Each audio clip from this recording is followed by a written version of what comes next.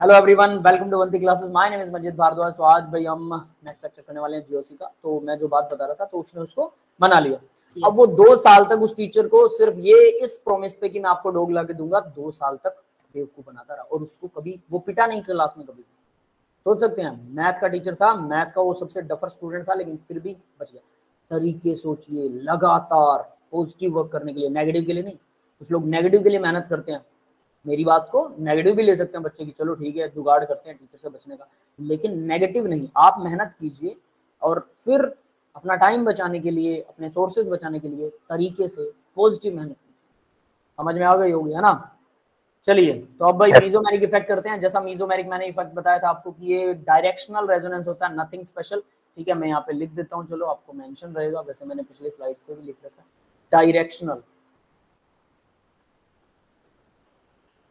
Directional resonance,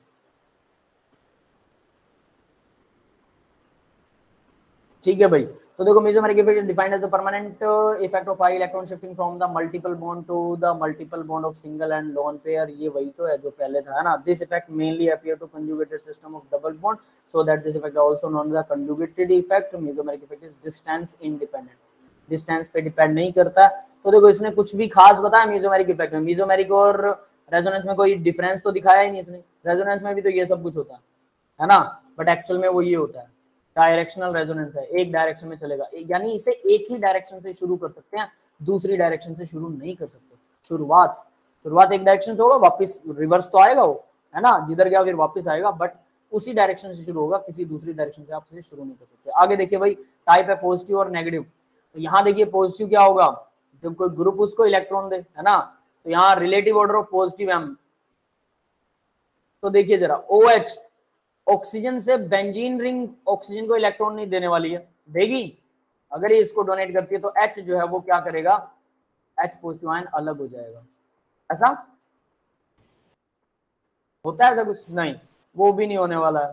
खैर जैसे भी है, तो कुल मिला के ये ऑक्सीजन ही इसको डोनेट करेगी बेंजीन रिंग को, तो ये पॉजिटिव है। यानी कि याद रखना, कार्बन की चेन क्या होती है, वो है जो हम नहीं है, और हम है ग्रुप। तो ग्रुप को ही डोनेट कर रहा है तो डेफिनेटली पॉजिटिव है। ठीक है, इसका एक रिलेटिव ऑर्डर दे रखा है, ये ऑर्डर आपको याद करना है, NH। ठीक है, NH के ऊपर नेगेटिव है, ऑक्सीजन पर नेगेटिव है। NH पर नेगेटिव होगा क्या भाई, क्या है ये, अच्छा NHO है ये, NHO, ऐसा ऐसे ही है। नाइट्रोजन, हाइड्रोजन, ऑक्सीजन इस पर नेगेटिव है, ठीक है, और नाइट्रोजन की एक वैलेंसी खाली है, तो ये कार्बन के साथ जुड़ेगी, ये ऐसे है। यस, समझ में आया ये group. Yes sir, yes sir, अब तो ये पावरफुल हो गया। अब आगे देखिए, NH2 है, NH2 फिर NHR है, ठीक है, NHR के बाद NR2 है, फिर OH है, फिर OR है, NHCO है, OCOR है, PH है, फ्लोरीन, क्लोरीन, ब्रोमीन, आयोडीन, और NO सबसे लास्ट में है। ठीक है, अब यहाँ पे इन्होंने रेजोनेंस दिखा रखा है, रेजोनेंस आप इजीली कर सकते हैं। क्लोरीन भी इलेक्ट्रॉन डोनेट करता है, क्लोरीन बेंजीन से इलेक्ट्रॉन लेगा नहीं, ये ध्यान रखना, उल्टा नहीं चलेगा। नेगेटिव के अंदर इलेक्ट्रॉन विड्रॉइंग ग्रुप होगा, इलेक्ट्रॉन विड्रॉ करेगा, डेफिनेटली हमें इलेक्ट्रॉन मिल रहा है। रिलेटिव, ये बस याद रखने वाली चीज है, ऑर्डर्स आपको याद रखने हैं और कुछ नहीं है। NO2 cyanide, SO2R CHO CO, ये क्या है, देखो बताएगा कौन सा ग्रुप है। सर ईथर और कीटोन। नहीं, गलत। और कोई, सर एस्टर है। गलत। और कोई,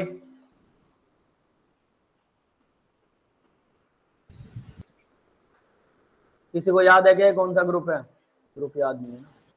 एसिड एनहाइड्राइड, याद आया, yes sir, acid anhydride, C double bond O C double bond O, इस तरफ भी R, इस तरफ भी R या H, दोनों में से कोई भी हो सकता है। ठीक है, एसिड एनहाइड्राइड, इस ग्रुप का नाम देखो, अब याद आ जाएगा आपको। एसिड, एसिड मतलब कार्बोक्सिलिक एसिड, एनहाइड्राइड मतलब इसमें से वाटर देंगे।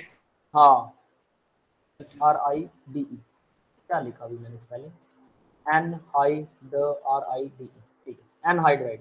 ओके, तो ये एसिड एनहाइड्राइड है, कैसे बनता है, C double bond O OH, ये एसिड होता है, यहाँ पर H या R लगा सकते हैं हम।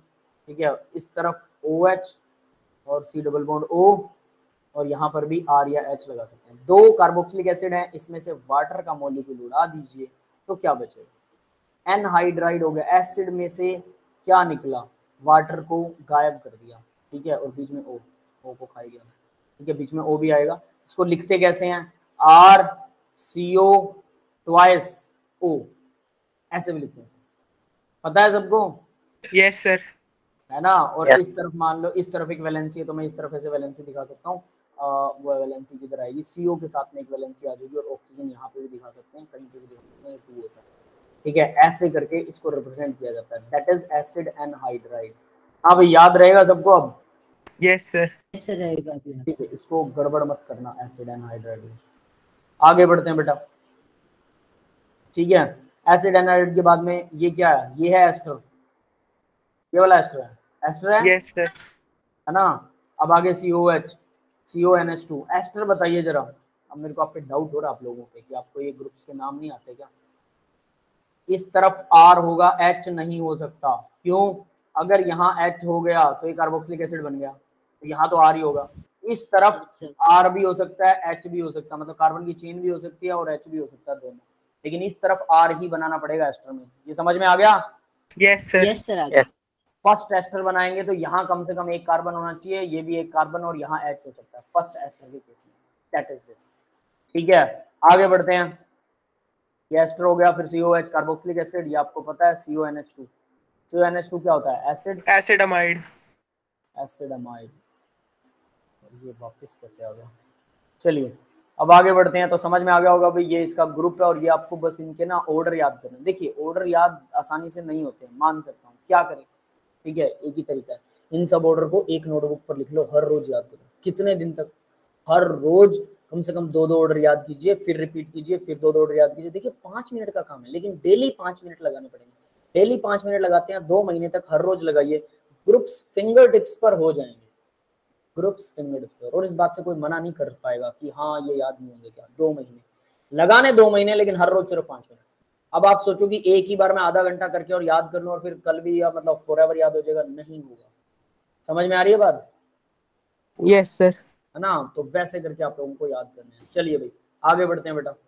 अब नेक्स्ट देखिए, हाइपर कंजुगेशन आएगा, उससे पहले हाँ पॉजिटिव उसका बात करते हैं। तो ये क्या हो रहा है भाई, ऑक्सीजन डबल बॉन्ड है, तो ऑक्सीजन इलेक्ट्रॉन ले रहा है, एक ग्रुप इलेक्ट्रॉन ले रहा है, तो पॉजिटिव मेसोमेरिक इफेक्ट है, ठीक है। एक ही डायरेक्शन में चलेगा, सबसे पहले ऑक्सीजन डबल बॉन्ड लेगा और उसके बाद में ये डबल बॉन्ड इधर आएगा, ठीक है। तो ये कुछ ऐसा बन जाएगा। पहला एग्जांपल, इसको बना के देखना, सिर्फ देखना मत, नोटबुक से एक बार बना लो, एक बार नोटबुक से अभी मेरे साथ साथ बना लो, अगर स्पीड से बना सकते हो तो, है ना।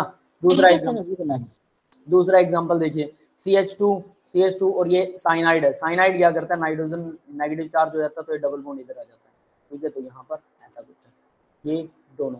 फिर फर्दर सी एग्जांपल में NO2 है भाई, NO2 के अंदर NO2 को बेंजीन रिंग इलेक्ट्रॉन डोनेट कर रहा है, क्योंकि नाइट्रोजन पर पॉजिटिव चार्ज है, लेकिन नाइट्रोजन 4 से ज्यादा बॉन्ड नहीं बना सकती, तो नेगेटिव डबल बॉन्ड हो वापस एक इलेक्ट्रॉन लेगा, मतलब दोनों ऑक्सीजन नेगेटिवली चार्ज होंगी, नाइट्रोजन पर पॉजिटिव चार्ज होगा और डबल बॉन्ड विद कार्बन होगा। फिर ये पॉजिटिव रेजोनेंस यहाँ चारों तरफ घूमता रहेगा, ठीक है। इसको कुछ बच्चे ऐसे भी याद रखते हैं, बेंजीन पे पॉजिटिव चार्ज आता है तो पॉजिटिव रेजोनेंस या पॉजिटिव मेसोमेरिक इफेक्ट है, बेंजीन पे नेगेटिव चार्ज आता है तो नेगेटिव रेजोनेंस या नेगेटिव मेसोमेरिक इफेक्ट है। इसके बजाय सिंपल ये मैं बोलता हूँ कि जो इलेक्ट्रॉन एक्सेप्टिंग ग्रुप है, ठीक है, अगर वो इलेक्ट्रॉन ले रहा है तो मतलब नेगेटिव है, हम हैं इलेक्ट्रॉन एक्सेप्टिंग या इलेक्ट्रॉन डोनेटिंग ग्रुप हम है, कार्बन हमसे अलग है। इस तरह से याद कर सकते हैं, बाकी चॉइस आपकी है, जैसे आपका मन करे वैसे याद कर सकते हैं, ठीक है।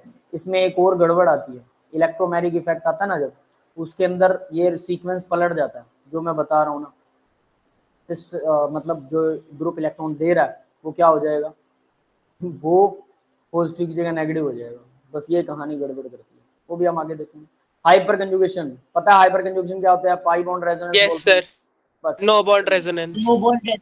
बैकर-नाथन इफेक्ट भी बोलते हैं, नो बॉन्ड रेजोनेंस भी बोलते हैं, पाई बॉन्ड रेजोनेंस भी बोलते हैं, क्योंकि इसमें पाई बॉन्ड जो बनता और टूटता है। नो बॉन्ड इसलिए बोलते हैं क्योंकि एक बार आपको ऐसा लगेगा कि यहाँ पर तो बॉन्ड ही नहीं है, तो नो बॉन्ड रेजोनेंस भी होता है। तो आगे देखिए, dominant then hyperconjugation, the effect of resonance is more dominating, ये जरूर ध्यान रखना, वैसे इसका ऑर्डर आएगा कौन सा ज्यादा डोमिनेटिंग है, कौन सा कम है, ठीक है, हम ऑर्डर याद कर लेंगे। Then the hyperconjugation इसके मुकाबले वो ज़्यादा होता है। और कुछ hyperconjugation also known as Baker Nathan effect.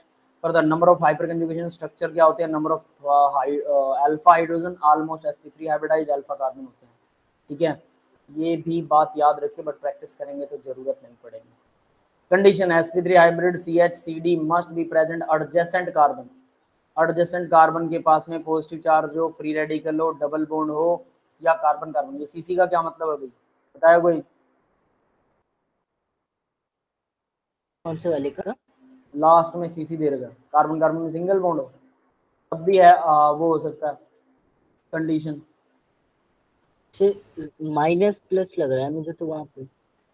कहाँ पे माइनस प्लस लग रहा है? छोटे छोटे में डॉट से बना रखे हैं ना ऊपर बीच बीच में। हाँ बेटा, ये तो एक है कार्बन प्लस होना चाहिए, दूसरा है कार्बन पर फ्री रेडिकल होना चाहिए, तीसरा है कार्बन कार्बन में डबल बॉन्ड होना चाहिए, चौथे में दे रखा है वही सीसी, दिखा रखा हो शायद। चौथे ये में दे दोनों रखा है बॉन्डेड है और सी सर सी कार्बन कार्बन बॉन्ड होगा। Single bond. अरे ये कह रहा है डबल बॉन्ड हो, फ्री रेडिकल हो, पॉजिटिव चार्ज हो, इनके अंदर क्या होता है बैकरनाथन इफेक्ट, ये हाइपरकंजुगेशन होगा अगर ये हो तो एडजेसेंट कार्बन के साथ, एडजेसेंट एटम में। लेकिन ये क्या है ये पूछ रहा हूँ मैं, पता नहीं इन्होंने क्या दे रखा है। खैर कंडीशन देख के समझ में आ जाएगा, मैं इस पे ज़्यादा वो नहीं लेता कि ये चीज़ याद होनी चाहिए, नीड नो। आपको कंडीशन देख के अपने आप समझ में आ जाएगा कि बैकरनाथन इफेक्ट दिखाएगा, हाइपरकंजुगेशन चलेगा कि नहीं चलेगा बस। बट एटलीस्ट पॉइंट तो है क्या कि एक पता बार सब्स्टिट्यूट लिया उसने, याद कर लीजिए। सब्स्टिट्यूट मतलब कार्बन के ऊपर लिया उसने मिथाइल या इथाइल का सब्स्टिट्यूट, तो चेन में जा रहा हूँ उसके ऊपर दिखा रहा हूँ कंजुगेशन। पता नहीं बेटा, चलो देखेंगे वो तो आगे पता लग जाएगा। इंपॉर्टेंट पॉइंट्स हैं, इट इज डिस्टेंस इंडिपेंडेंट, ये भी इंडिपेंडेंट होता है डिस्टेंस पर, नॉट एप्लीकेबल एट कार्बोएनाइन, कार्बोएनाइन पर एप्लीकेबल नहीं होता, ये इंपॉर्टेंट चीज है। ठीक है, और इसको अंडरलाइन कर देते हैं। चलो फर्दर देखिए, hybridisation of the atom remain unchanged, hybridisation change नहीं होती, बिल्कुल सही है। इट इज परमानेंट, ये परमानेंट होता है। ठीक है, हमेशा इफेक्ट जब तक वो मॉलिक्यूल एग्जिस्ट करेगा तब तक ये रहेगा। स्ट्रक्चर में नंबर ऑफ अल्फा हाइड्रोजन देखिए, इसमें अल्फा हाइड्रोजन कितने हैं, 3 दिखा रहा है, इसमें 2 दिखा रहा है, इसमें 6 दिखा रहा है, इसमें 3 दिखा रहा है। कैसे काउंट कर रहा है आप ध्यान दे लेना। डबल बॉन्ड से सर नेक्स्ट एक कार्बन, कार्बन के बाद एक कार्बन ना। डबल डबल कार्बन, बॉन्ड के बाद वाला कार्बन जो डबल दो बॉन्ड अल्फा से कार्बन होता है। Adjacent carbon, adjacent carbon alpha, यहाँ पर डबल बॉन्ड इन दोनों कार्बन के बीच में है, इसमें भी इसमें भी। तो सर इसके इसमें बाद 2 है। वाला कार्बन दे सकते हो, इसके बाद वाला कार्बन दे सकते हो, तो ये वाला कार्बन सिर्फ 2 है। ठीक है, नेक्स्ट डबल बॉन्ड, इधर वाला भी चेक करेंगे, इधर वाला भी डबल बॉन्ड दोनों कार्बन के ऊपर माना जाता है, तो इन दोनों के लेफ्ट राइट वाले 6 हैं हाइड्रोजन, यस सॉरी हाइड्रोजन 6 है, बॉन्ड नहीं। और CH पॉजिटिव के साथ में 3 है, तो यहाँ 3 है। ये समझ में आ गया भाई? Yes sir. Structure yes sir. देखिए कैसे बनेगा अब इसका, किसका स्ट्रक्चर दिखा रहा है, कार्बोकेटाइन का स्ट्रक्चर दिखा रहा है, CH3 CH3 CH3, किसका स्ट्रक्चर दिखाया भाई इसने? एक तो फ्री रेडिकल है, एक अच्छा अच्छा, ये कार्बोकेटाइन है। ऐसे दिखा रहा है। ठीक है, ये 4 एग्जांपल लिए हैं, फिर 5वां ये, छठा ये है, ऐसे कर रहा है। ठीक है, ये पहला, दूसरा, तीसरा, चौथा, ये एग्जांपल्स तो हैं, पहले से स्ट्रक्चर दे रखे थे है ना। फोर्थ, फिर ये 5वां पॉइंट है, ये छठा है। Yes sir. क्लियर है भाई? सर इसे तो देख के लग रहा है कि हमें सिर्फ मॉलिक्यूलर फॉर्मूला देके पूछेगा लग रहा है अल्फा हाइड्रोजन। और क्या, ऐसा ही तो पूछेगा। आपको क्या लगता है स्ट्रक्चर देगा वो? नहीं सर, मतलब जैसे ये स्ट्रक्चर जैसा बना हुआ है ऐसा कुछ ना देके सिर्फ मॉलिक्यूलर फॉर्मूला। वो तो ऐसा ही देगा, हाँ स्ट्रक्चर नहीं देगा वो आपको, यहाँ तो आपको समझाने के लिए। तो यहाँ देखिए नेक्स्ट वाले में 8 है भाई, 3 3 6 और 2 8 दिख रहे होंगे छठे वाले में। यस दो सर। इधर है फ्री रेडिकल के, 3 इधर है 3 इधर है, तो ये 8 हो गए टोटल। आगे देखते हैं हाइपर कंजुगेशन इन कार्बोकेटायन। कार्बोकेटायन में हाइपर कंजुगेशन कैसे होती है? कार्बोकेटायन है, ये बॉन्ड इधर आ जाएगा, डबल बॉन्ड, इन दोनों के बीच में कोई बॉन्ड नहीं रहा, नो बॉन्ड हाइब्रिड है, तो यहाँ पर भी एक हाइड्रोजन लगा देते हैं, यहाँ पर भी लगा देते हैं, इन दोनों को कैंसिल कर देते हैं। होता क्या है, ये बॉन्ड अब इधर चला जाएगा, यहाँ पर बीच में गायब हो जाएगा, एक बॉन्ड इधर आ जाएगा, इस पे पॉजिटिव, फिर ये वाला बॉन्ड इधर चला जाएगा, इसका बॉन्ड वापस बन जाएगा, ये पॉजिटिव चला जाएगा, इस पे पॉजिटिव आ जाएगा, इसका बॉन्ड छूट जाएगा। समझ में आया? आता होगा यस सभी सर। को? ठीक है, ठीक है भाई आगे बढ़ते हैं। हाँ भाई बाकी सबको आता है? आता है सर, सीखा। Yes sir. ठीक है, ओके चलिए। हाइब्रिड स्ट्रक्चर इन्होंने कैसा दिया, तो हाइब्रिड स्ट्रक्चर के अंदर ये देखिए, ये dot dot dot dot dot dot लगा रखा है इधर, ये डॉट दिखाई नहीं दे रहा होगा शायद आपको, है ना। तो और ये डबल बॉन्ड में भी डॉट है, इधर सिंगल बॉन्ड ही डॉटेड दिखा रखा है इसमें, dot dot dot, single bond में डॉट्स हैं। डबल बॉन्ड नहीं, ठीक है, पॉजिटिव चार्ज बना दिया, ये हाइब्रिड स्ट्रक्चर है। बना के जरूर देखना, बहुत कुछ सीखने को मिलेगा, दिमाग में मसल मेमोरी में भर जाएगा। ऑर्बिटल ओवरलैप गैप है, तो देखिए क्या होता है, कार्बन कार्बन में जहाँ डबल बॉन्ड था, ये कार्बन के ऊपर पॉजिटिव चार्ज जब आया वैकेंट पी ऑर्बिटल हो गया, और हाइड्रोजन का ये वाला जो बॉन्ड था, ये 2 इलेक्ट्रॉन्स थे इसके अंदर, ये वाले 2 इलेक्ट्रॉन्स, ठीक है, तो ये इसके साथ शेयर हो गए, इसके साथ शेयर हो गए, और इस तरह से शेयरिंग में इलेक्ट्रॉन घूमते रहते हैं। अब आपको एक इंटरेस्टिंग चीज बताता हूँ, मेरा एक दोस्त है, उसने मुझे कॉल किया, कहता हमारे एक सर हैं, कहते कि ना रेजोनेंस में इलेक्ट्रॉन घूमते नहीं है, गलत है, बिल्कुल गलत होता है। मैंने कहा इलेक्ट्रॉन तो एटम में भी घूमते हैं, मॉलिक्यूल में भी घूमते हैं, सिंगल बॉन्ड में भी घूमते हैं, रेजोनेंस में नहीं घूमते। कहता बेंजीन में ऐसे घूमते ही नहीं है, तो हम गलत बताते हैं। मैंने कहा रिंग करंट क्या होता है? कहता रिंग करंट तो ना वो इस वजह से आता है, उस वजह से वो उल्टा सीधा मेरे को एग्जांपल दे रहा है। कहता हमारे एक बहुत एक्सपीरियंस टीचर ने बताया। मैंने कहा उस गधे को बोलो कि इसके भाई प्रमाण है हमारे पास, हमने इलेक्ट्रॉन्स को घूमते हुए ऑब्जर्व किया है, अलग अलग कंडीशंस के ऊपर इलेक्ट्रॉन्स को, और मतलब इलेक्ट्रॉन स्पेक्ट्रोमेट्री की है, बहुत कुछ किया है, और इसके बिल्कुल वैलिड रीजंस है, ठीक है। सर रिंग करंट क्या होता है? बेटा सर वो अगर बेंजीन के अंदर -273 डिग्री मतलब -273 केल्विन पे चेक कर होंगे तब तो बिल्कुल ही नहीं घूमेगा ना। वो अलग चीज है, वो अलग है बेटा, वो नॉर्मल चीजों की बात कर रहा था, ठीक है बेटा। बेंजीन रिंग में ऊपर और नीचे इलेक्ट्रॉन जो है पी ऑर्बिटल में ऊपर और नीचे घूमते रहते हैं, that is ring current. Ring बन जाती है ना, उसमें करंट घूमता है। अच्छा, समझ गए? Electron cloud. क्लाउड, हाँ क्लाउड कह लो, इलेक्ट्रॉन क्लाउड ऊपर नीचे घूमता है बेंजीन। देखो यार बना के दिखाता हूँ, रुको, ठीक है। बेंजीन एक तो ऐसे बनाया करो आप टेढ़ी, जब आपको उसके ऑर्बिटल दिखाने हो, ठीक है, इस तरह से, यहाँ पर एक ऑर्बिटल, यहाँ पर एक ऑर्बिटल, यहाँ पर एक orbital.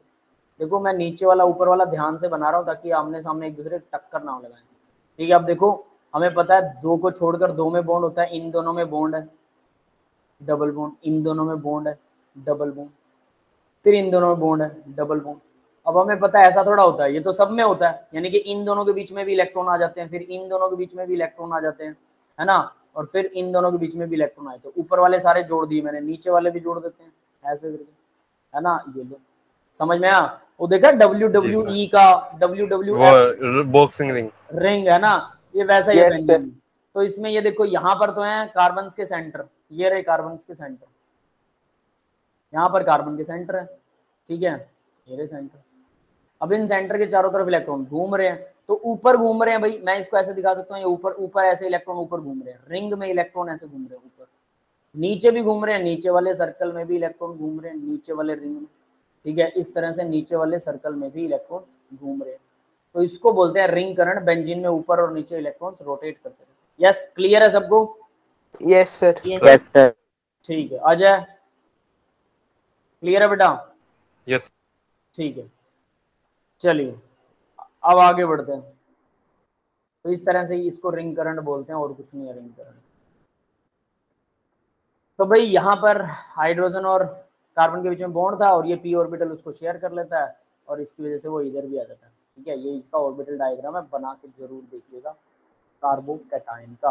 Hyper conjugation alkene, alkene में डबल बॉन्ड होता है, ऑब्वियस सी बात है, डबल बॉन्ड इधर जाएगा, कार्बन पे नेगेटिव चार्ज आ गया, तो ये फिर इधर से यस सर। हाइड्रोजन पर इस तरह से दिखाएगा, ठीक है। और ये सिर्फ एक हाइड्रोजन नहीं, दूसरा हाइड्रोजन जाएगा, फिर तीसरा जाएगा, ये इधर चला जाएगा, ये इधर चला जाएगा, फिर ये वाला वापस इधर आ जाएगा, फिर वापस फिर से वही सर्कल शुरू हो जाता है, तो ये आपस में घूमते रहते हैं, नो बॉन्ड रेजोनेंस। यस बेटा।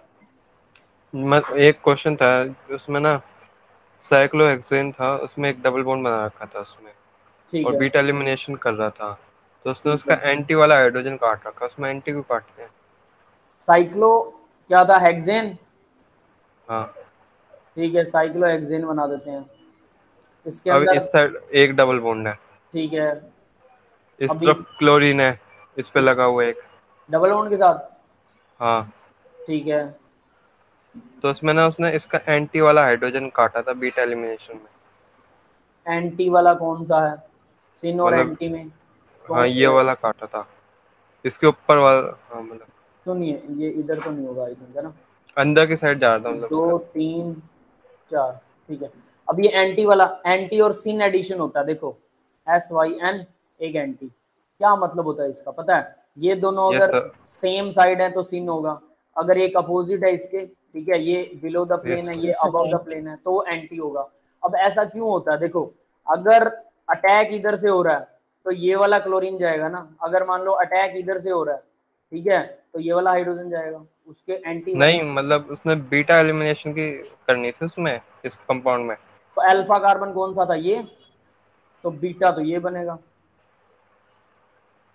उसने सर इसी अल्फा का, वो कैसे हुआ, डबल बॉन्ड के वो पास तो वाला डबल लेते हैं बॉन्ड ना? वाला बनेगा ना सर, ये कौन सा, वाला, ये हाइड्रोजन वाला ही अल्फा, बनेगा ना सर, बीटा वाला। यही वाला बीटा बनाओगे, अल्फा इसको बनाओगे? हाँ, हाँ बना सकते हो, ठीक है, अल्फा फिर बीटा। इसका इसने अंदर का मतलब एक हाइड्रोजन उड़ा रखा है। बताता हूँ, ठीक है, इसका मतलब मैं आपकी भावनाएं समझ गया। देखो क्या होता है, सिन और एंटी एडिशन जो है वो मैकेनिज्म्स है, ठीक है। जब मैकेनिज्म के ड्यूरिंग आप लोग उसको सीखोगे ना कि अटैक कहाँ से हो रहा है और किस तरफ से वो हाइड्रोजन जा रहा है, उस टाइम पे वो आपको याद करना पड़ता है। वजह बताता हूँ इसको याद करने की। अब देखिए, ये आपको लग रहा होगा ऐसा है, ठीक है, जबकि ऐसा है ही नहीं। आपको पता है अभी हमने साइक्लो वो की थी, boat. Chair form. Chair form, तो ये चेयर Yes, फॉर्म sir. में ऐसा होता है। और यहाँ पर कहीं पर मान लीजिए डबल बॉन्ड है और क्लोरीन हो सकता है इसके इक्विटोरियल पोजीशन पर हो, ठीक है, यहाँ पर Cl है, और ये हो सकता है इसके एक्सियल पोजीशन पर हो। तो जहां से बीटा एलिमिनेशन हो रहा है, अल्फा के बाद मान लीजिए अल्फा कार्बन है और ये बीटा एलिमिनेशन है, यहाँ से एलिमिनेट होगा, ये हट जाएगा, ठीक है, ये हटेगा तो डबल बॉन्ड बनेगा। नहीं, एलिमिनेशन में तो यही होता है। क्या था उसमें, कुछ और था या डबल बॉन्ड पहले से था? सर मैं एक मिनट चेक करता हूँ।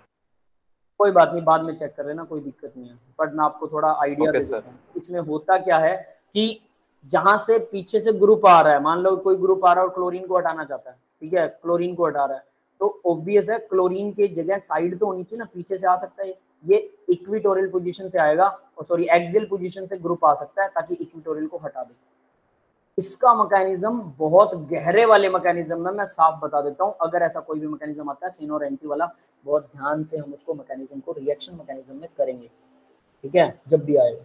तो अगर अभी आपको नहीं समझ में आ रहा आपका क्वेश्चन, फिर थोड़ा ज़्यादा लेट हो जाएंगे। आज हमने लेक्चर थोड़ा बातों में लेट हो गया है ना, तो थोड़ा सा पहले सिलेबस करते हैं, okay. Yes, sir. But no worry, इसका रीजन मैं आपको सीधा बताता हूँ कि आपको याद ही रखना पड़ेगा। इस तरह के मॉलिक्यूल को याद रख लीजिए और उसका मैकेनिज्म चेक कीजिए। मैकेनिज्म मिल जाता है, कैसे हो रहा है आपको खुद समझ में आ जाएगा बड़ी आसानी से। सारी कहानी मैकेनिज्म पर है, हम इसको देखकर आंसर दे देते हैं, जबकि आंसर जो है वो इसको देखकर देना चाहिए, इसको देखकर। सारी कहानी इसके ऊपर अटकती है। ये बहुत आसान है मैकेनिज्म, इतने मुश्किल भी नहीं है, बट हाँ ध्यान जरूर देने पड़ेंगे और कुछ एक एक्सेप्शंस हैं, वो सारे नहीं है। क्लियर है? वो करके देखना, फिर भी नहीं समझ में आता तो मेरे पास क्वेश्चन भेज देना, Yes, हम sir. उसको फिर डिस्कस कर लेंगे, लेकिन आज नहीं प्लीज, ठीक है। हाइपर कंजुगेशन इन एल्कीन, एल्कीन के अंदर भाई सीधा सीधा ऐसा होगा, हाइपर कंजुगेशन इन रेडिकल, रेडिकल में भी फ्री रेडिकल है, डबल बॉन्ड इधर आ जाएगा, ठीक है, ये भी हाइपर कंजुगेशन है। नेक्स्ट देखते हैं, हाइपर कंजुगेशन इज टाउलिन। टाउलिन क्या होता है भाई, बेंजीन पे CH3 होता है, टोलिन बोलते हैं इसको, है ना, टोलुइन, टाउलिन कह लो, टोलुइन, मैं तो इसे टोलुइन पढ़ता हूँ ताकि स्पेलिंग अच्छे से। तो देखो डबल बॉन्ड बना और ये हाइड्रोजन इस तरह से वापस बन गया। हो सकता है दूसरा हाइड्रोजन इसको इधर दे देता, तीसरा हाइड्रोजन इसको इधर बॉन्ड देता, ये आपस में ऐसे रेजोनेंस में रहते हैं। अल्फा हाइड्रोजन जितने ज्यादा उतना ज्यादा फायदा होने वाला है, ठीक है, सिंपल। नेक्स्ट देखिए, application of hyperconjugation effect, ये है important. Stability of alkene, alkane की स्टेबिलिटी कौन सी ज्यादा स्टेबल रहेगी, तो stability of alkene directly proportional होता है number of hyperconjugation structure और इनवर्सली प्रोपोर्शनल होता है enthalpy of hydrogenation. Enthalpy of hydrogenation ज्यादा होगी, स्टेबिलिटी कम हो जाएगी। यस, क्लियर है? Yes Yes, sir. sir. क्या होता है हाइड्रोजिनेशन की एंथैल्पी, बताया कोई मेरे को? हाइड्रोजन को सर अलग करने के H2 लिए रिमूव करते हैं शायद। रिमूव करते हैं, डोनेट करते हैं? हाँ सर, डोनेट हाइड्रोजन, करते हो तो डिहाइड्रोजनेशन हो जाएगा। हाँ हाइड्रोजन देना, जब हम डबल बॉन्ड को हाइड्रोजन देते हैं तो उस टाइम पे डबल बॉन्ड को हाइड्रोजन जब दे रहे हैं, जैसे यहाँ डबल बॉन्ड है, इसको हाइड्रोजन देंगे तो डबल बॉन्ड टूटेगा, तो उसके बाद जब हाइड्रोजन जुड़ेगा तो जुड़ने में जितनी एनर्जी रिलीज होती है वो हमें मिलेगी, ठीक है। वो एनर्जी जितनी ज़्यादा होगी उतना ज़्यादा मॉलिक्यूल बाद वाला स्टेबल होगा।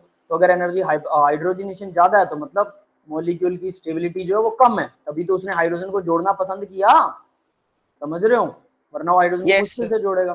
तो इस तरह से इसके इनवर्सली प्रोपोर्शनल होती है। इंपॉर्टेंट लाइन है, आपको याद रखनी है, ठीक है। इसी की बेस पर बहुत सारे क्वेश्चन सॉल्व होते हैं, छोटी छोटी चीजें हैं ऑर्गेनिक में। स्टेबिलिटी ऑफ एल्कीन है number of hyper conjugation structures के डायरेक्टली प्रोपोर्शनल है। तो देखो हाइपर कंजुगेशन स्ट्रक्चर कितने हो सकते हैं भाई, ये डबल बॉन्ड है, ये बॉन्ड इधर चला गया, CH3 दो अल्फा हाइड्रोजन और 6 अल्फा हाइड्रोजन है। फिर अगर ये बॉन्ड इधर आ गया, ठीक है, कितने हो गए, ये इधर है, तो यानी कि टोटल 12 अल्फा हाइड्रोजन है, दोनों डबल बॉन्ड्स अगर लेफ्ट राइट करते हैं तो, ठीक है। इस केस में कितने हैं, ये अगर बॉन्ड इधर आता है, ठीक है, तो यहाँ 6 हैं, और अगर ये बॉन्ड इधर जाता है तो कितने हैं, 3 ये हैं 6 और नहीं, रुको, ये हो जाएगा नेगेटिव, ठीक है, इस पे आ गया पॉजिटिव, तो भाई ये कैसे होगा भाई, फिर तो एक भी नहीं होगा इसके पास। सर 3 उधर वाले हो जाएंगे और 6 इधर वाले हो जाएंगे ना, टोटल 9 हो जाएंगे। 6 3 9 हो जाएंगे सर। Yes sir. कैसे, इस कार्बन पे पॉजिटिव डबल आएगा, बॉन्ड के एडजेसेंट कार्बन बोल रहे हैं ना आप, तो डबल बॉन्ड के एडजेसेंट जो 3 कार्बन है सर, 3 ये रहे, 3 ये रहे, 3 ये रहे, हाँ ठीक है, तीनों को जोड़ेंगे, मैं कुछ और ही सोच में पड़ गया था, ठीक है, ये तीनों को जोड़ेंगे, ठीक है। यहाँ पर भी कितने हैं, ये 3 चौके 12, ये 6, और यहाँ डबल बॉन्ड के नेक्स्ट कार्बन तो ये दोनों यहाँ 6, ठीक है, तो इस तरह स्टेबिलिटी डिक्रीज और इंक्रीज होती है। नेक्स्ट तो देखिए, इसमें तो मतलब 8 होने चाहिए ना, किसमें, तीसरे वाले में। तीसरे वाले में 6 ही होंगे बेटा, 8 कैसे होंगे, डबल बॉन्ड से नेक्स्ट कार्बन पे जो हाइड्रोजन है, नेक्स्ट ओके, डबल बॉन्ड वाला, ये वाला तो काउंट ही नहीं होगा, क्योंकि ये भी तो डबल बॉन्डेड है, ये भी डबल बॉन्डेड है, दोनों डबल बॉन्डेड है, इनको काउंट नहीं कर सकते, क्लियर है। आगे और सर देखिए, ये बीच वाले में भी 6 ही होंगे फिर। बीच वाले में नहीं, देखो दोनों कार्बन डबल बॉन्डेड, ये दोनों है, इसके इधर 3 है और इधर 6 है, अच्छा सर, ठीक, क्लियर है, ठीक है। Yes, sir. अब यहाँ पर भी ये दोनों डबल बॉन्डेड है, तो 3 ये 6, 3 ये 6, 12 होंगे, यस, ठीक है, यस सर। ठीक है। आगे बढ़ते हैं, हीट ऑफ हाइड्रोजिनेशन।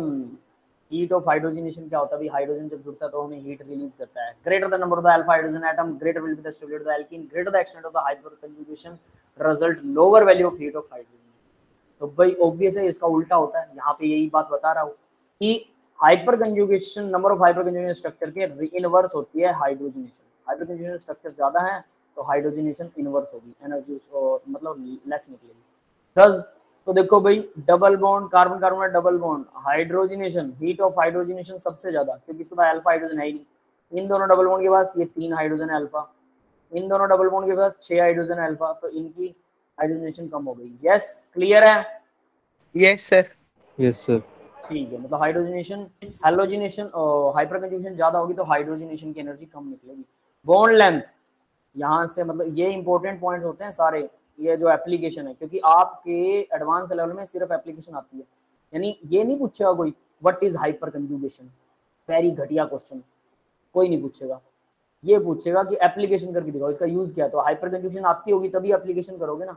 आपसे कोई पूछे व्हाट इज कार, आप बता दोगे।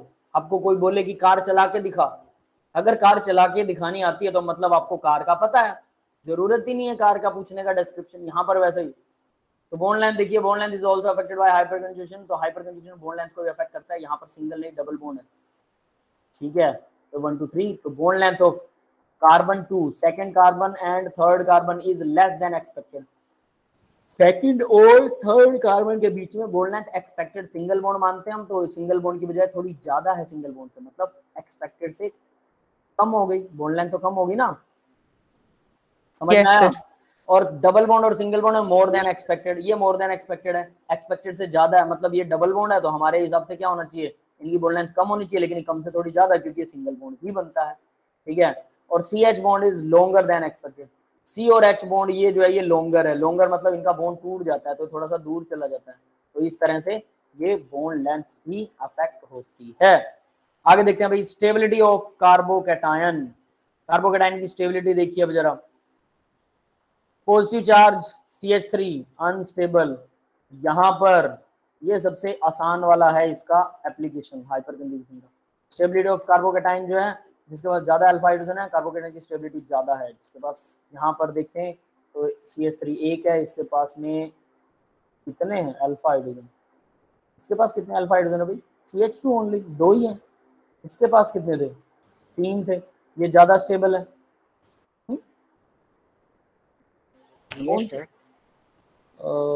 हाँ, इसके पास 3 है, ज्यादा है, इसके पास 2 है, कम है, ठीक है ठीक है। अभी और क्या है, इसके पास एक ही अल्फा हाइड्रोजन, ये और भी कम है, इसके पास अल्फा हाइड्रोजन है ही नहीं, तो ये बिल्कुल ही unstable due to the resultant inductive effect and hyper conjugation. तो रिजल्टेंट इंडक्टिव इफेक्ट भी जा रहा है और हाइपर कंजूगेशन भी जा रही है, दोनों चीजें जा रही है। ठीक है, आगे देखते हैं। Next, stability of free radical. Free radical की स्टेबिलिटी बताता है। ये सब इफेक्ट एक साथ इफेक्ट करते हैं इसके अंदर। और यहाँ तो सिंगल सिंगल आ रहा है, बाद में वो दो इफेक्ट को जोड़ के आप लोगों को बताएगा कितना क्या करना। यस, कोई कुछ बोल रहा है क्या? सर इंडक्टिव और हाइपर कॉन्जुगेशन में स्ट्रॉन्गर कौन सा है? उसका पूरा हम वो पढ़ने वाले हैं। इंडक्टिव और हाइपर कंजुगेशन में इंडक्टिव इफेक्ट भी हाइपर कंजुगेशन होना चाहिए, हाइपर कंजुगेशन। ठीक है, आगे बढ़ते हैं। बट उसका हम वो पढ़ेंगे, कई बार इनमें टाई अप भी होता है, कुछ इफेक्ट्स में टाई अप होता है। ठीक है, अगर आगे आएगा तो जरूर है, वरना फिर मैं अपनी तरफ से लिस्ट बताऊंगा आपको कि क्या सबसे पहले होता है। More will be the stability of more. तो यहाँ देखिए CH3 यहाँ पर 3 है कार्बोकेटायन और हाइपर कंजुगेशन के लिए। अल्फा हाइड्रोजन यहाँ पर 3 और 3 6 हैं, यहाँ पर 3 3 6 और 3 9 है, तो स्टेबिलिटी बढ़ती जाएगी। नेक्स्ट देखिए, अब इनका ऑर्डर भी दिखा रखा है। 3 अल्फा हाइड्रोजन हैं, 3 और नहीं सॉरी 2 हैं, फिर इसमें एक ही है और इसके अंदर 0। ठीक है, तो इस तरह से ये ऐसा कुछ दिखाएगा। यस, क्लियर है बेटा? सबको समझ में आ गया? Yes sir. Electromeric effect. अब इलेक्ट्रोमैरिक इफेक्ट होता है, ये टेम्परेरी इफेक्ट होता है। ठीक है, क्या होता है ये? जब कोई डबल बॉन्डेड कार्बन है और कोई दूसरा बॉन्ड कार्बन उसको इफेक्ट करता है, उसको इलेक्ट्रोमैरिक इफेक्ट बोलते हैं। ठीक है, टेम्परेरी है, कर्व्ड एरो से दिखाते हैं, जो भी दिखाते हैं कुछ भी नहीं है, सीधा यहाँ से पढ़िए। ई पॉजिटिव इफेक्ट। ई पॉजिटिव का मतलब पॉजिटिव इलेक्ट्रोमैरिक इफेक्ट है। इसके अंदर क्या होता है? डबल बॉन्ड है, ये बॉन्ड इधर आ गया, इलेक्ट्रोफाइल, याद रखना, इलेक्ट्रॉन पर इलेक्ट्रोफाइल, पॉजिटिव चार्ज, इलेक्ट्रॉन को लाइक करने वाला। कोई इलेक्ट्रॉन को लाइक करने वाला इस कार्बन को लाइक कर रहा है तो ये बॉन्ड इधर आता है और इलेक्ट्रोफाइल इसके साथ जुड़ जाता है। एक्चुअल में इनको ये दिखाना चाहिए कि ये बॉन्ड इसके साथ जुड़ गया, सीधा यहाँ ऐसे ऐसे एरो। यस, समझ में आ रहा है? Yes sir. Yes sir. ये एरो डायरेक्टली ऐसे होना चाहिए था, ऐसे सीधा यहाँ कार्बन से जाएगा। ठीक है, इन्होंने ऐसे फालतू में पखंड करते हैं ये लोग। वो ना कुछ इंस्टीट्यूट वाले, मैंने ऐसा देखा अपना ना स्टडी मटेरियल में, ऐसी भयंकर सी ऊपर से उठा के कोई चीज़ डाल देंगे। ठीक है, बच्चों को देख के लगा ये तो हमने पढ़ी नहीं, हमारे सर ने पढ़ाई नहीं, तो यही वाला मटेरियल ज़्यादा अच्छा है। जानबूझ के डालते हैं वो लोग ताकि इसको खरीदे कोई, जानबूझ के डेमो ऐसा देते हैं। ठीक है, सिंपल चीज़ें हमेशा सिंपल ही होती हैं। तो यहाँ देखिए, ये सीधा इधर जाएगा, इलेक्ट्रोफाइल जुड़ गया, पॉजिटिव चार्ज। अब इलेक्ट्रोफाइल जुड़ गया भाई, ये टेम्परेरी इफेक्ट है। ये पॉजिटिव चार्ज तब तक रहेगा जब तक कि कोई दूसरा इसके ऊपर अटैक नहीं करता, यानी न्यूक्लियोफाइल को इसके ऊपर अटैक नहीं करता, उसके अलावा ये नहीं रहेगा। यस, क्लियर है ये बात सबको? Yes sir. Yes sir. ठीक है, आगे बढ़ते हैं हम। नेगेटिव इंडक्टिव इफेक्ट देखो भाई। नेगेटिव इंडक्टिव इफेक्ट में क्या है? ये इसका उल्टा है, साइनाइड है, नेगेटिव चार्ज, ये इस पे अटैक करेगा। किस पे अटैक करेगा? पीछे से अटैक कर दिया, ऑक्सीजन पे नेगेटिव आ गया, तो ऑक्सीजन इधर से इलेक्ट्रॉन ले लेगा और उसको साइनाइड को इधर से, कार्बन को इधर से मिल जाएगा, ऑक्सीजन पे नेगेटिव। ये भी टेम्परेरी है, अगर एक्स पॉजिटिव आयन के साथ जुड़ गया तो फिर ये कुछ और बन जाएगा। मतलब ड्यूरिंग द रिएक्शन कुछ इस तरह की चीजें देखने को मिलती हैं और इसी को बोलते हैं टेम्परेरी इलेक्ट्रोमैरिक इफेक्ट। ठीक है, समझ में आ गया? ये तो बहुत आसान है। इसमें ध्यान देने वाली बात क्या है? इसमें एक ट्विस्ट है जो मैं आपको बता रहा था। देखिए, जब कार्बन पे पॉजिटिव आया तो वो पॉजिटिव इलेक्ट्रोमैरिक इफेक्ट है, कार्बन का इलेक्ट्रॉन किसी ने ले लिया, समझ रहे हो बात? और मैंने बोला कार्बन से कोई इलेक्ट्रॉन ले रहा कोई ग्रुप, तो इसका मतलब क्या है? वो नेगेटिव है, ये वाला पॉजिटिव है। समझ में आ गया? यहाँ पर मेरे वाली, यानी वो इलेक्ट्रोनेगेटिव है ज्यादा कार्बन से। पता नहीं क्या है, लेकिन यहाँ पर मेरी थ्योरी गलत हो जाती है। मैंने बोला था ई माइनस होना चाहिए। हाँ, ये माइनस होना चाहिए था, ई माइनस ये होना चाहिए था, ये ई पॉजिटिव होना चाहिए था इलेक्ट्रोमैरिक इफेक्ट के केस में, क्योंकि टेम्परेरी होता है। I don't know why they have included this type of science, तो मुझे नहीं पता भाई, लेकिन ये उल्टा हो जाता है। मेरी जो थ्योरी है सिंपल मैं हमेशा बोलता हूँ कि अगर कोई ग्रुप इलेक्ट्रॉन ले रहा है तो वो नेगेटिव, अगर कोई ग्रुप इलेक्ट्रॉन दे रहा है तो वो पॉजिटिव। यहाँ उल्टा है, सिर्फ यहाँ उल्टा है। शायद माइनस यहाँ पे न्यूक्लियोफाइल और इलेक्ट्रोफाइल दिखा रहा हो, माइनस और प्लस कुछ भी दिखा रहा हो, लेकिन हम जनरली जानते हैं कि जो भी ग्रुप जुड़ेगा और कार्बन से कोई इलेक्ट्रॉन छीनेगा, जो पीछे वालों में सब में एप्लीकेबल है, तो कार्बन से कोई इलेक्ट्रॉन छीनता है तो क्या होता है? नेगेटिव। नेगेटिव होता है। कार्बन को डोनेट करेगा, पॉजिटिव होता है। लेकिन यहाँ उल्टा हो रहा है। अब आप इसको कैसे याद करेंगे? आई डोंट नो, बट याद कीजिए। When inductive effect, electromagnetic effect operate in opposite direction, then the electromagnetic effect dominates. ठीक है, इंडक्टिव और इलेक्ट्रोमैग्नेटिक इफेक्ट अगर इन दोनों की बात करते हैं, when अगर ये दोनों अपोजिट डायरेक्शंस के अंदर क्या करते हैं, ऑपरेट होते हैं, मतलब दोनों एक दूसरे के अपोजिट है। Electromagnetic will dominate, electromagnetic dominate होता है, क्यों? तो कारण बता सकता है? ये कंप्लीट पॉजिटिव और कंप्लीट नेगेटिव लेके आता है, कंप्लीट पॉजिटिव कंप्लीट नेगेटिव लेके आता है इलेक्ट्रोमैग्नेटिक इफेक्ट, जबकि जो इंडक्टिव इफेक्ट है वो तो हल्का सा खींचता है ना अपनी तरफ, कंप्लीट पार्शियल, यस पार्शियल होता है। ठीक है, अब आगे आता है Huckel rule, aromaticity 4n+2 pi electrons, पता है इसके बारे में सबको? यस सर, ठीक है, यस सर, तो देखिए एरोमेटिक होता है तो साइक्लिक होना चाहिए, प्लेनर होना चाहिए, 4n+2 पाई इलेक्ट्रॉन्स होने चाहिए, ठीक है, और कंजुगेटेड होना चाहिए। कंजुगेटेड मतलब अल्टरनेट में डबल बॉन्ड और ट्रिपल बॉन्ड हो, एक छोड़ के एक, डबल या ट्रिपल बॉन्ड, यानी कि all atoms must be sp2 और sp हाइब्रिडाइज्ड, ये होना चाहिए। यस क्लियर है, ये तीन ही कंडीशन है, 1 2 3 4 भी है, 4 लगा लो, 3 n की वैल्यू जो है वो 0 1 2 3 4 हो सकती है, ठीक है। यानी अब इसका मतलब क्या है, 4n+2 पाई इलेक्ट्रॉन को 4n+2 इक्वल होना चाहिए पाई इलेक्ट्रॉन्स, ये पाई इलेक्ट्रॉन्स के बराबर होना चाहिए, और इसके अंदर n की जो वैल्यू है वो ये आनी चाहिए, सर वो इंटीजर होनी चाहिए, 0 पॉजिटिव 1 इंटीजर, पॉजिटिव इंटीजर की जगह हम इसको सीधा बोलें तो natural whole number, whole number, हाँ whole number, yes right, natural number में तो 0 है ही नहीं, है ना, ठीक है, समझ में आ गया भाई। तो ये होता है हक्कल रूल, किसी को ये नहीं आता तो बोलिए जरा फटाफट, किसी ने पहली बार पढ़ा है क्या? यस, यशवीर, सौरभ, एक बार बता दो। ठीक है बताता हूँ बेटा, ऐसे तो नहीं है, पहली ठीक है बार बताता पढ़ा हूँ, है। चलो कोई बात नहीं, मैं बताता हूँ। ये तो समझ में आया होगा, कंजुगेट में अल्टरनेट में डबल बॉन्ड होने चाहिए, यानी कि कोई भी सिस्टम अगर कार्बन कार्बन में डबल बॉन्ड है, फिर सिंगल, फिर डबल, फिर सिंगल, फिर डबल, इस तरह से होना चाहिए। ऐसा ना हो कि 2 बार बीच में सिंगल आ गया, 2 बार बीच में डबल आ गया इकट्ठा, वो नहीं होना चाहिए, पहली बात। दूसरी चीज साइक्लिक होना चाहिए, स्ट्रेट लाइन नहीं, साइक्लिक होना चाहिए स्ट्रक्चर। तीसरी चीज प्लेनर, सारा स्ट्रक्चर प्लेन में होना चाहिए, ऐसा नहीं कि साइक्लिक में एक बॉन्ड तो ऊपर लगा हुआ है, दूसरा बॉन्ड नीचे लगा हुआ है, तीसरा बॉन्ड फिर से बराबर में लगा हुआ है, ये ऊबड़ खाबड़ स्ट्रक्चर नहीं होना चाहिए, प्लेन में होना चाहिए। यस क्लियर है, यस तो सर, पता लग गया होगा, ठीक है।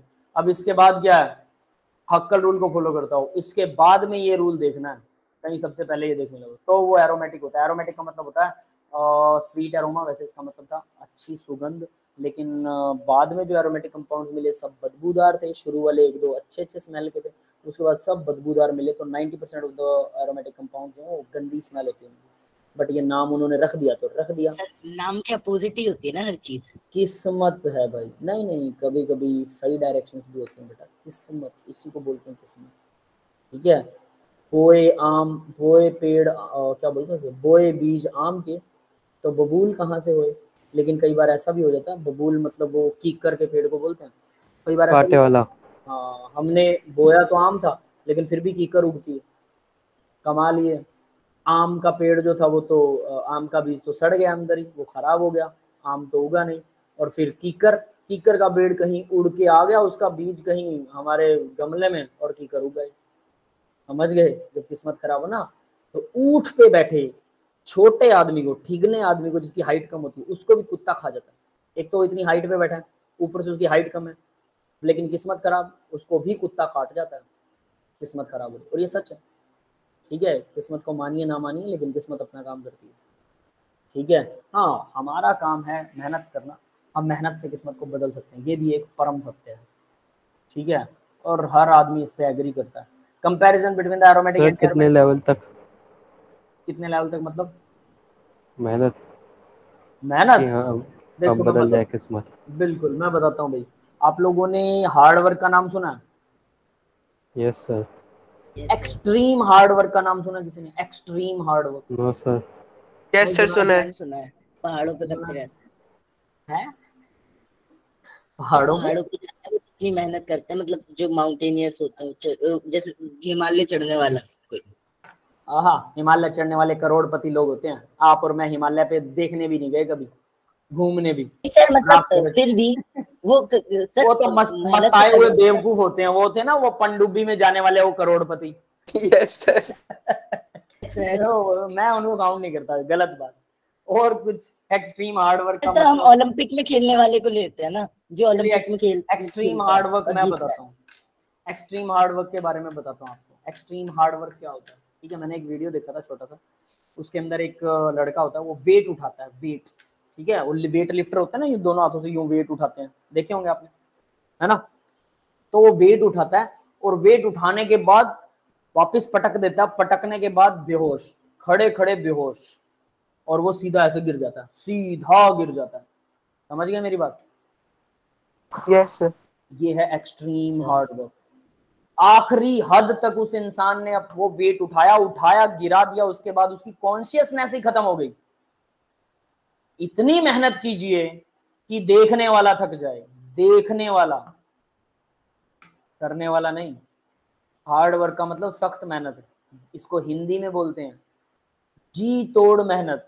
जब मन ना करे तब भी पढ़ रहे हो, जब मन कर रहा है कि यूट्यूब पे वीडियो सर्च करना, उसकी बजाय आप कॉपी और पेन लेके और लगातार लगे हुए हो घटिया सवाल करने के लिए, एडवांस लेवल वाले, और आपसे सॉल्व एक भी नहीं हो रहा, फिर भी आप कह रहे हो कि एक तो करके छोड़ूंगा, चाहे कुछ हो जाए, 2 के 3 घंटे लग जाए, लेकिन एक सवाल तो करके छोड़ूंगा।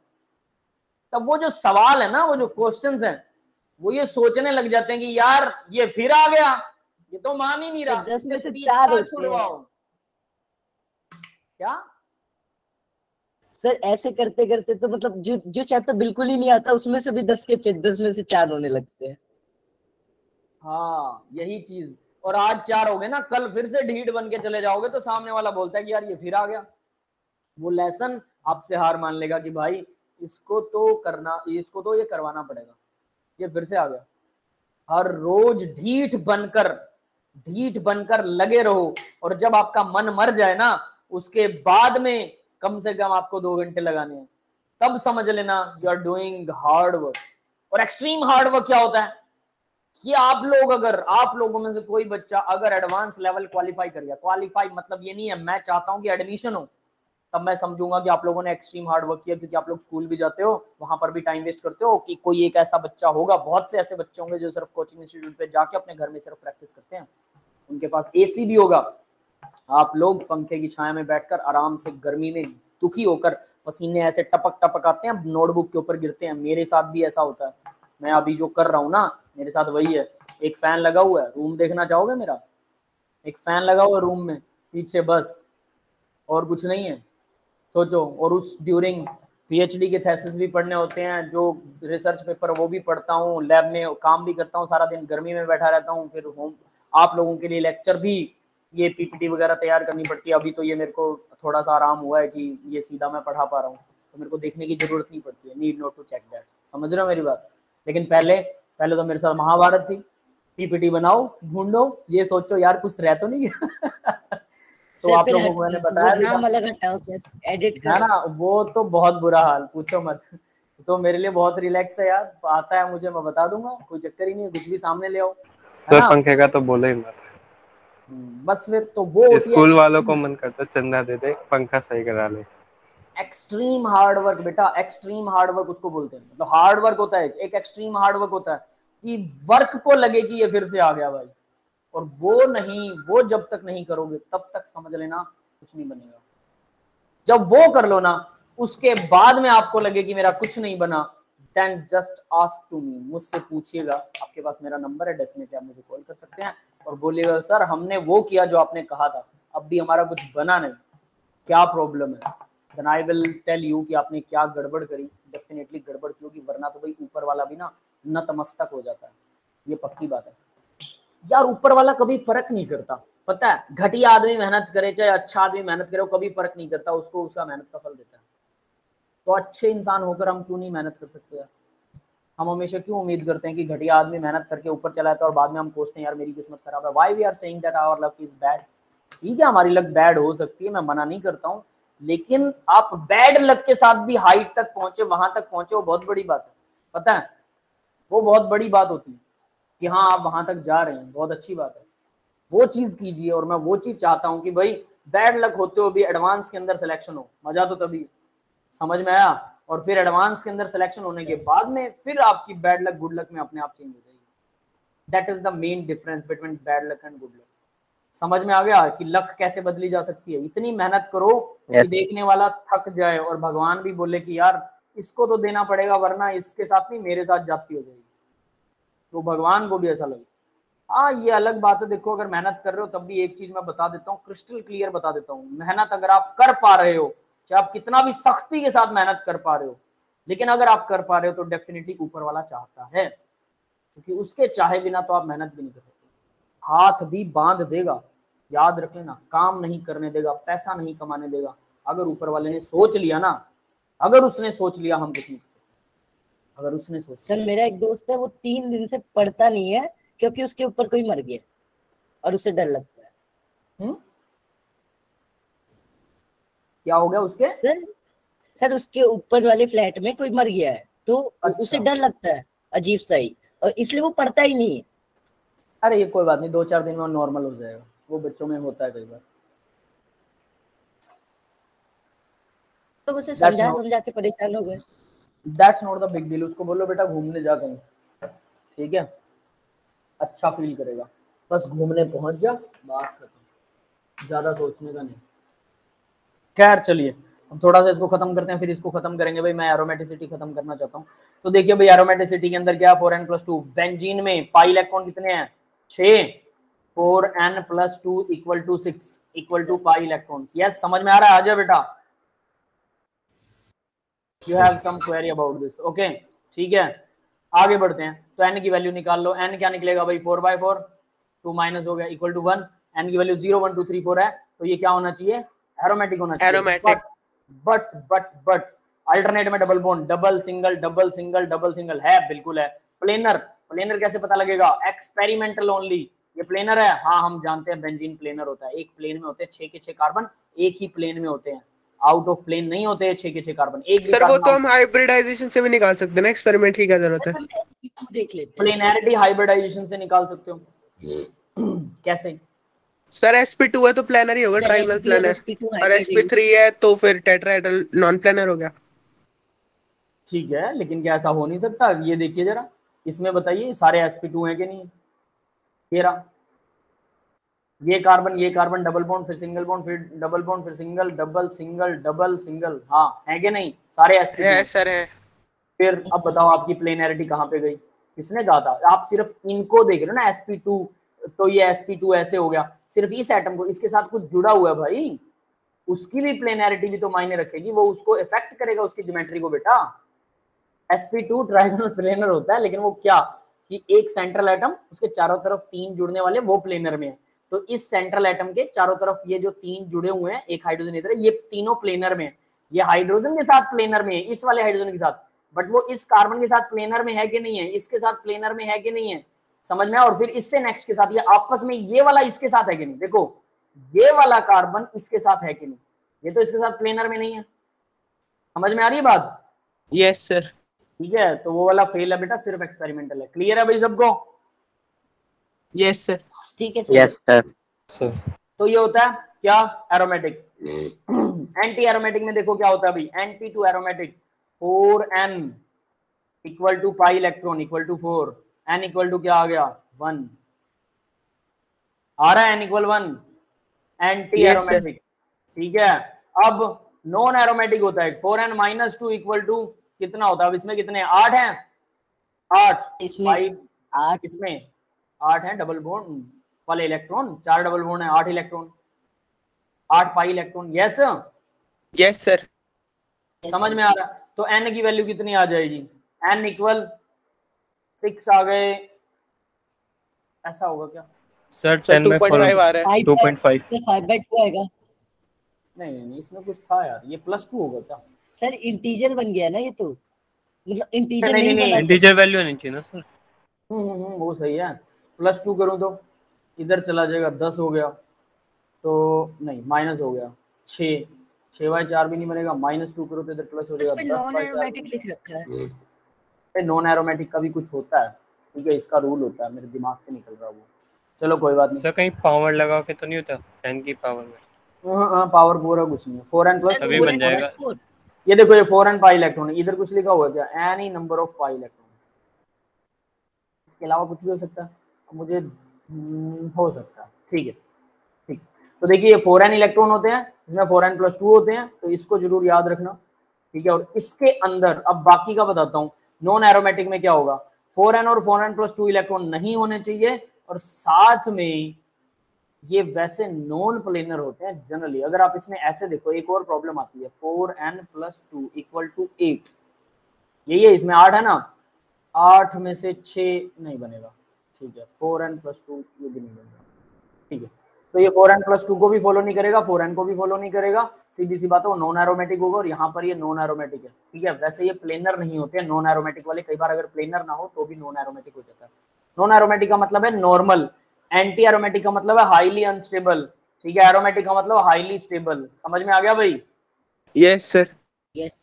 MOT मॉलिक्यूलर ऑर्बिटल थ्योरी के अंदर अनपेयर्ड इलेक्ट्रॉन्स इन बीएमओ में इसमें अनपेयर्ड इलेक्ट्रॉन होते हैं बॉन्डिंग मॉलिक्यूलर ऑर्बिटल में, some pi electrons in the non bonding, कुछ पाई इलेक्ट्रॉन नॉन बॉन्डिंग में चले जाते हैं। इसमें जब आप मॉलिक्यूलर ऑर्बिटल थ्योरी का डायग्राम बनाओगे तो इसमें नॉन बॉन्डिंग में होंगे, इसमें सारे अनपेयर्ड इलेक्ट्रॉन बॉन्डिंग में होते हैं।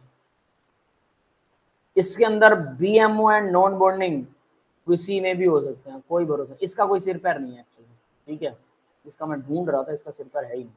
आगे देखते हैं, overlapping, favourite overlapping in p orbital, favourable overlapping p orbital में, unfavourable overlapping in p orbital, तो ये फेवरेबल होती है, अनफेवरेबल होती है, सिंपल ओवरलैपिंग लाइक एल्कीन, तो ये सिंपल होता है, सीधी बात। रेजोनेंस है, वेरी हाई एनर्जी होती है, रेजोनेटिंग एनर्जी 20 से 25 किलो कैलोरी पर मोल से ज्यादा होती है, इससे ज्यादा। जीरो रेजोनेंस तो जीरो होती है, माइनस में होता है, 4 to 8 किलो कैलोरी पर मोल लाइक एल्कीन, एल्कीन की तरह, मतलब ये भी स्टेबल होते हैं। तो सबसे ज्यादा स्टेबल कौन सा हुआ, एरोमेटिक, उसके बाद एंड नॉन एरोमेटिक, उसके बाद एंटी एरोमेटिक तो अनस्टेबल होते हैं। यस, क्लियर है ये बात सबको? Yes sir. Extra stability due to close conjugation of pi electron, unstable due to the exist at room temperature, does not exist at room temperature पर, तो ये एग्जिस्ट ही नहीं करते, उससे नीचे वाले टेम्परेचर पर एग्जिस्ट करते हैं। नॉर्मल स्टेबिलिटी होती है इनकी, ठीक है, आप समझ गए होंगे, नॉन एरोमेटिक तो नॉर्मल होते हैं। नेक्स्ट देखिए 7वां, कैरेक्टरिस्टिक रिएक्शंस, इलेक्ट्रोफिलिक सब्स्टिट्यूशन करते हैं, ये बहुत इंपॉर्टेंट पॉइंट है भाई। इलेक्ट्रोफिलिक, इलेक्ट्रॉन को लाइक करने वाले होते हैं, इसीलिए बेंजीन इलेक्ट्रॉन को लाइक करती है। यस प्रणव बेटा, समझ में आया? मैंने बोला yes, था बेंजीन जो है वो इलेक्ट्रॉन को लाइक करती है एज कंपेयर टू डोनेशन के, उसका रीजन ये है। क्लियर है? अब आगे बढ़ते हैं। Dimerization reaction in attain to stability, तो ये डाइमर बना लेते हैं स्टेबिलिटी को गेन करने के लिए, ये भी बहुत इंपॉर्टेंट पॉइंट है, ये 7वां पॉइंट। इलेक्ट्रोफिलिक एडिशन रिएक्शन होती है, इलेक्ट्रोफाइल आएगा, न्यूक्लियोफाइल, इलेक्ट्रोफाइल सब्स्टिट्यूशन, सब्स्टिट्यूट, एक हटेगा दूसरा जुड़ जाएगा। इलेक्ट्रोफिलिक, इलेक्ट्रॉन को लाइक करने वाली होती है, पहले लाइक कर लेती है बाद में सब्स्टिट्यूट कर देती है। इलेक्ट्रोफिलिक एडिशन, एल्कीन में जैसे एडिशन होता है। ये पॉइंट 7वें वाला मुझे बहुत पसंद आया, इन्होंने बहुत गहरी बातें बोली हैं, जब मैकेनिज्म करेंगे तो ये बातें आपको याद आनी चाहिए, ठीक है, तो मैं इसको इंपॉर्टेंट मार्क कर रहा हूँ, याद होना चाहिए पॉइंट, पूछने वाला हूँ आप लोगों से। समझ में आ गया सबको? Okay, yes sir. ठीक है। स्टेबिलिटी ऑफ कंपाउंड है, एरोमेटिक ज्यादा होते हैं, नॉन एरोमेटिक कम होते हैं, एंटी एरोमेटिक उससे कम होते हैं, ठीक है। अभी इन्होंने अभी तक कोई ये आ गया कंपैरिजन बिटवीन इलेक्ट्रोफिलिक इफेक्ट्स, ठीक है, तो ये कंपैरिजन में इनका इफेक्ट्स के हिसाब से इन्होंने बता रखा होगा बिल्कुल। फिर जीओसी पार्ट 2 आएगा, तो जीओसी पार्ट 1 लगभग हम खत्म कर सकते हैं। तो that's all for the today's lecture guys. तो मैं आपका ज्यादा टाइम नहीं लेने वाला, क्योंकि अगला लेक्चर शुरू होने वाला होगा। यहाँ तक के नोट्स भेज दूंगा मैं याद करके डेफिनेटली, ठीक है। रिकॉर्डिंग ऑफ कर रहा हूँ, और किसी को कोई डाउट हो तो डाउट पूछ सकते हैं।